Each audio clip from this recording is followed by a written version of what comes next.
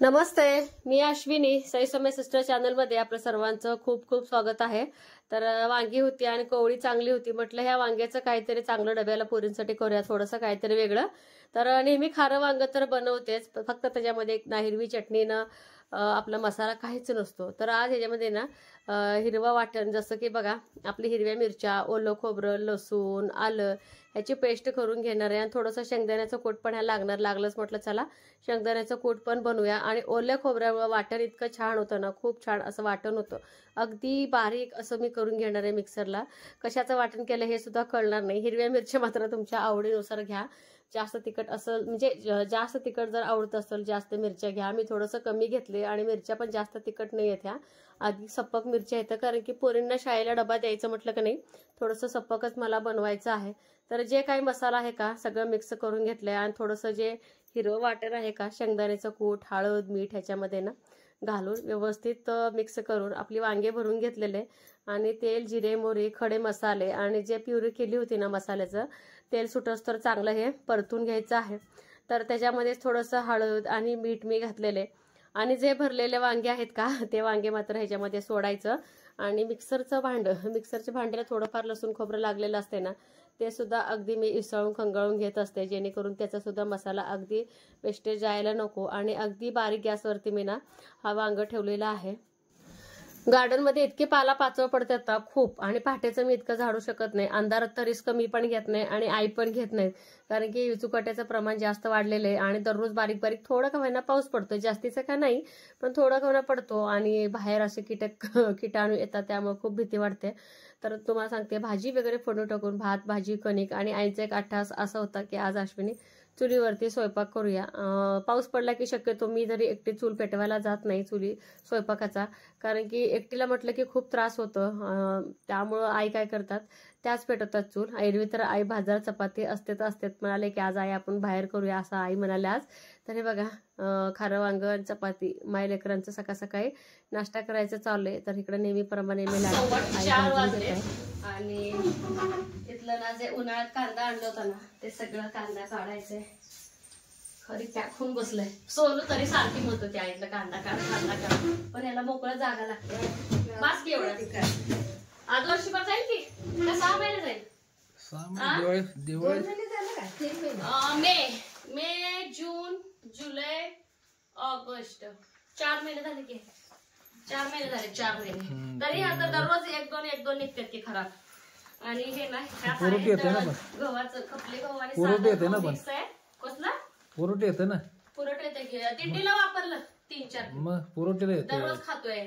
मग बघू वर बी काय नको, आता जरा तिकीट ठेवूया 700 रुपये 700 रुपये 50 किलो। तर 14 रुपये किलो नाही कांदा घेतला तरी बरंच निम्म गेलंय का नाही? निम्म रोज 4-5 निघते का? रोजचं 4-5 निम्म संपला असेल, नाही संपला अजून जाते दिवाळी पुढे जाते। तर ना एका ठिक्यात ना आता हे कांदा त्या ठिक्यात भरायच्या आई, हवा लागते 1-2 दिवसासाठी। परत 15 तारखेला ना परत इथं आम्ही खाटाखालीच आम्ही टाकणार हे कांदा, कारण की बघा तर आपल्या घरी ना उद्या ते सप्ताहाचं जेवण, जसं की प्रत्येक गावात ते जन्माष्टमीचं पारायण बसतं ना ते जेवू घालायचे उद्या, त्यामुळे सगळं कांदा काढायचे। ती खाट पण काढते का लागलं तर आज उद्या काढताय? उद्या काढू सकाळी, उद्या सकाळी काढू। ती बाजूला काढी ती बुरशी नाही, ती चांगला आहे बाजूला काढ, ती वर ती बुरशी असेल। अगो बाई ह्याला लेगी ह्याला मोड, ही बाजूला तर रोज खायला हे ठेवते बाजूला काढा आहे ते दररोज 2-4 निघतात आणि एकदमच घेऊन ठेवल्यामुळे एकदम पुरवठा आला ही कांदा। सोनून केलंय सोनूबाईचं काम हॉलमध्ये, तर ठेवायचं कुठं, तर ह्या रूम मध्ये बघा आता मी आता कपडे टाकले, कारण सकाळपासून कपडे हाडकीने जस्ट आताच मी आतमध्ये टाकले।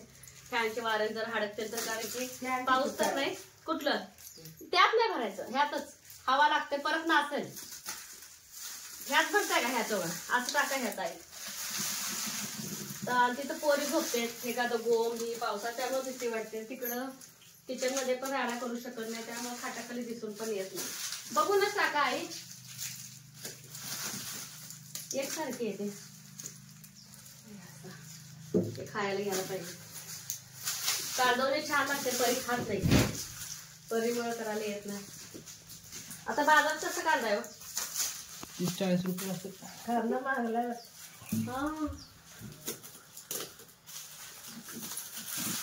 आता महागच होतं का? आता महागच आणि होतं. हा हे पावसाळ्याच्या बाहेर जाऊन आणलेलं आहे कारण की आता लाईट असते नसते. सकाळपासून लाईट पण नाही आणि राडा पण खूप पडतो त्यामुळे हे बाहेर जाऊन आले. किती लोकांचं जेवण आहे? 80-90 माणसं. 80-90 ना. सगळे आजोबाच असतात ना. आजोबाच असते. दुपारी किती वाजता असते? काय दुपारी? हे कीर्तन दुपारी पारायण असते ते. दिवसभर पारायण असतं चालू. होय ना. दुपारी एवढं पण काय देणार झाले ते. आणि संध्याकाळी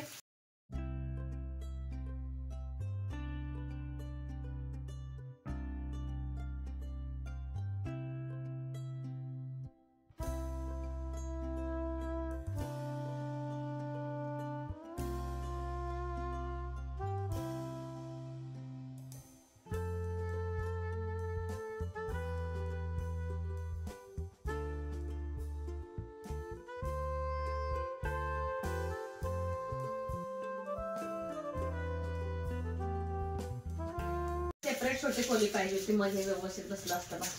एक जरी कांदा नसला इतका वास मारता येईल. बरेच जण पावसाळ्यातच कांदा घेऊन होते. तो कांदा पावसाळ्यात होत नाही का शेतकरी असं नसतं. तरी सगळं आता डाग पडले. हे सगळं आता पुसावं एकदम घेतलं तर पुरवठी येते चांगलं. पुरवठी येते हो पण ह्याला सेपरेट छोटीशी एक खोली पाहिजे. पोरी झोपतात खाली त्यामुळे भीती वाटते. किती वेळा गोम निघाली तिथूच निघते गोम सारखे. मग गोम येते पावसाळ्याचं. माझा वाट 3 महिने कांदा वापरला. खर्च असल्यावर वापरला 2-2, 4-4 3 महिने वापरून हे अजून ठिका भरले गे. ठिका अजून भरलं. मग आवाज सगळ्यांना काय वाटतंय घरचं सगळं मागते तर मी देत असते सगळ्यांना. असं ते 4 कांदा दिल्यावर त्याला हे होत नाही का म्हणून तरी पण हायात राहिले म्हणते सगळं हातात दिलं सगळं राहते. तसं झालंय का ती चिंदी हातात आहे. मला डाग जरा कमी पडलेत बघा. हे काही कडकडन एवढं डाग पडले कांदे नसलेले खालचे. पुसून घेते की आता बघून काढा तिथं असतील संपले की असेल बघ. दररोज चेक करते. बघून हे कर आता. वास आले चालू करते आणि तेवढं काढले वापरून टाकते घरात पहिला. आता उद्या आम्ही 4-5 किलो लागतील ते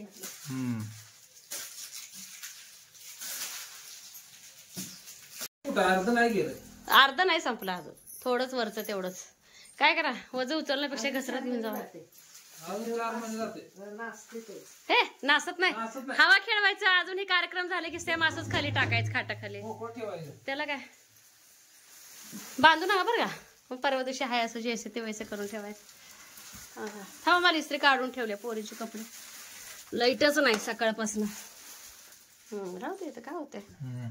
कधीच ना चाललाय काय कधीच ना सकाळपासून इस्त्री ठेवले. इस्त्री करायचे पोरीचे कपडे. एकतर वाळत नव्हते कपडे. कस्तर उलटी पलटी करून असं पोरीचे कपडे वाळून घेतले. कारण की मला उद्या पण इस्त्री करायचं होणार नाही. उद्या चांगलं 80-90 लोकांचं जेवण आहे आपल्या घरी. आणि दळण पण यांना बाहेर दळून आणले. कारण की बघा असं लाईट असते नसते आणि पावसाचा असा राडा. घरगुती असेल की मी 3-4 दिवस लावते. एक पायलीला निवांत दळत असते. गिरणी पण गरम होत नाही काय नाही. त्या हिशोबानं पटकन यांनी 15 मिनिटात दळून आणलं. ते एक बरं झालं.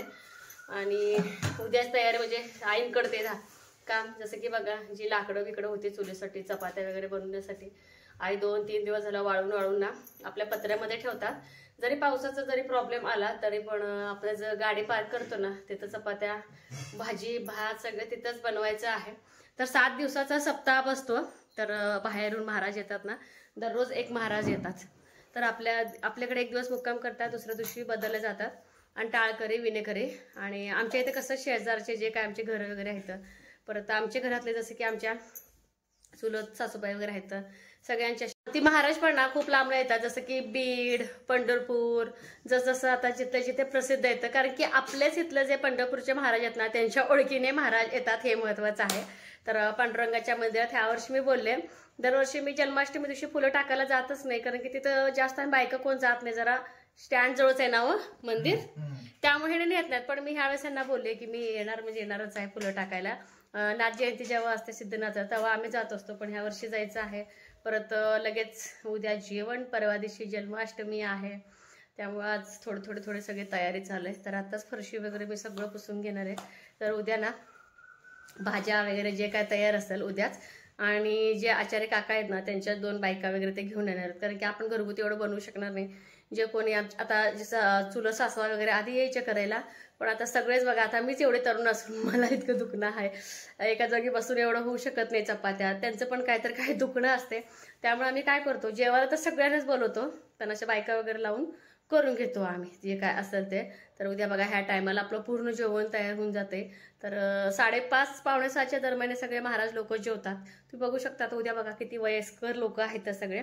तर त्याच्यानंतर ना सगळ्या भावकीला, शेजार पाजारांना, आणि तेही त्यांच्या साधं सवाष्णीचा जरी कार्यक्रम असेल किंवा हॉलच्या सवाष्णी, हॉलची पूजा किंवा काही जरी असेल, तर तेही आपल्याला सोडून जेवत नाहीत, आपल्याला सगळ्यांनाच बोलवते. त्यामुळे आम्ही काय करतो, एक मजा असते. आता बघा, आता महालक्ष्मी झाल्या की म्हाळ चालू होते. म्हाळाला तर लगातार आमचे ना जो पंधरवडा असतं ना, तो सगळं पुरणपोळी खाण्यात आणि काय जाण्यात, काम करण्यात, आणि घरी येऊन दमलेला असतो, त्यात ही साफसफाई चालू असते. अशा पद्धतीने आम्ही सगळे एकत्र राहत असतो, बरं वाटते. तर चला, त्याचे का कांद्याची घाण आहे, ती सगळी घाण काढून मला पुसून घ्यायचे. तिचे रूम ना सगळं क्लीन करून घेतलं, आणि आज दिवसभर ना 3 साड्यांना फक्त फॉल पिको केलाय. अजिबात हातचिले वगैरे काही केलं नाही. तर एका बाजूला ठेवले ते सगळं. म्हटलं आता जास्त लोड नको करायला कमरेला, तर इकडं सगळं क्लीन करून तर ह्या रूममध्ये आले आता. तर हे सगळं ना बाजूला काढूनच मग मला ना हे सगळं साफसफाई करावं लागणार आहे. आणि भरपूर अशी घाण आहे. तसंही बाई ना ठिकं घेऊन, ही चिंदी घेऊन आपलं झाकत होती, तिला वास येते म्हणून. पण खटाखाली असल्यामुळं एवढं काय असं दिसून येत नाही किंवा प्रॉब्लेम येत नाही. पण पोरांना असं एक वाटतंय की, म्हणून बघा आपली निवांत झोपली, आपली अगदी निवांत पडले. आणि परी जाता जाता बैल तयार केलाय शाळेला जाता जाता. आली तू केवढं मागे राहिल्या का? कशात? कालच्या स्पर्धेमध्ये. Very good. काल किती रडून ट्रॉफी, पैसे, प्रमाणपत्र. खरं कोण सांगितलं तुला? होय, पोरगीला रडून दमली. तुम्हाला सांगितल्यानंतर मग तुम्ही सोडलाय. मला आज एक कमेंट आलते की ताई तुम्ही उगाच सांगताय परी कुठं रडल्या. आता का ब्लॉग मध्ये परी एवढं रडलेलं घेऊ का? आजीला सांग. आजची दुसरा नंबर आला माझा. ट्रॉफी, पैसे, प्रमाणपत्र.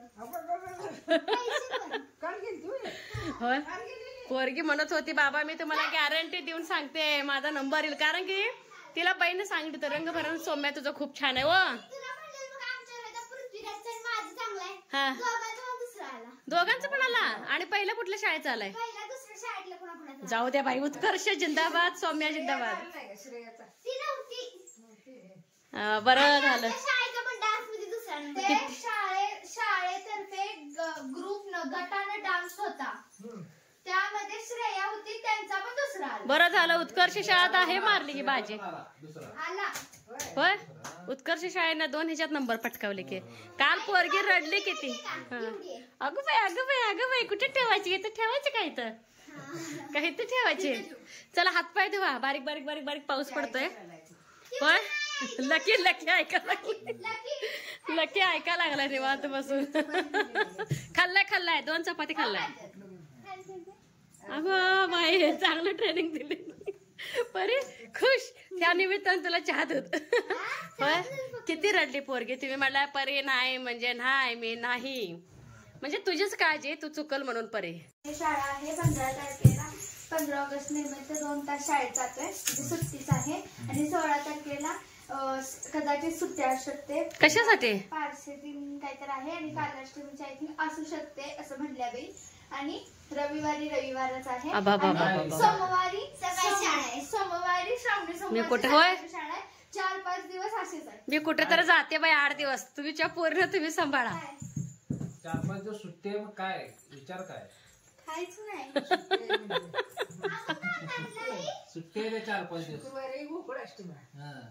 पारसी दिन आहे. पारसी दिन ख्रिश्चन लोकांचं नाही ख्रिश्चन नाही पारशी लोकांचं. सुट्टी अगं शुक्रवारी ही नाही का 15 ऑगस्ट ती तर सांगा हिथं असं तोंड होतं हिथं असं पाण्यासारखं होतं. सगळ्यांना वाटलं ही तोंडाचं त्यांनी बघितलंच नाही. सगळ्यांना वाटलं ही ओठ आहे. सगळ्यांनी लाल कलर दिला. तुला कसं लाल कळलं? कलर तुला दिला. कसं हिने कळलं? हिरवा कलर दिला. हा तुला कसं पाण्याच्या आकारात होता आणि हिचं तोंड होतं असं. लक्ष दिलं हे महत्वाचं म्हणायचं. हिचं तोंड आणि हिचं ओठ कसं असेल? ते काय केलं माहितीये का पाणी घालणारा बालक होता का. आहा. एक मुलगा होता हं, आणि एका कुंडीत फुल होतं. हं, ती मुलगा त्या फुलाला हात लावताना हं. हात लावता? आहे ना मग ते पान कसं का तोंडाला आलं म्हणते मी. काय माहिती तो पान होतं असं. पण जाऊ दे लक्ष दिले हे ना सगळ्यांनी लाल आता ओठाचा कलर लाल गुलाबी दिलाय हिनं हिरवा दिलाय. आता तिचा नंबर आला. परवा दिवशी येते बाई ट्रॉफी घरी. पैसे पण आणि हा बाई म्हणल्या, पैसे पण देणार आहेत. ट्रॉफी पैसे सर्टिफिकेट आणि परीचा भला मोठा आनंद. किती जण होते तुमच्या इथले?